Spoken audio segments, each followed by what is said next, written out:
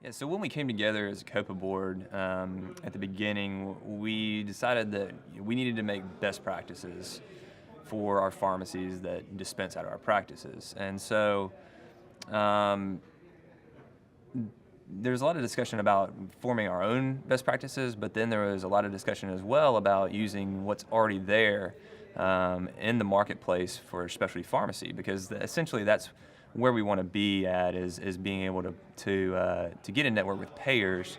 And in order to do that, you have to be playing in the specialty pharmacy market. And so ACHC is one of the specialty pharmacy accreditors that's out there that payers already recognize. And so we said, well, let's go ahead and get a specialty pharmacy accreditation, and then we can maybe reach out to ACHC as well about forming our own oncology accreditation.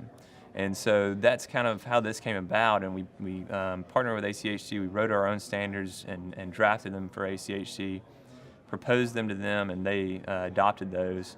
And recently, just beta tests, Clearview Cancer and Dayton Physicians were the two beta test sites for the oncology standards. So we just received that oncology accreditation, and ACHC just launched that nationally.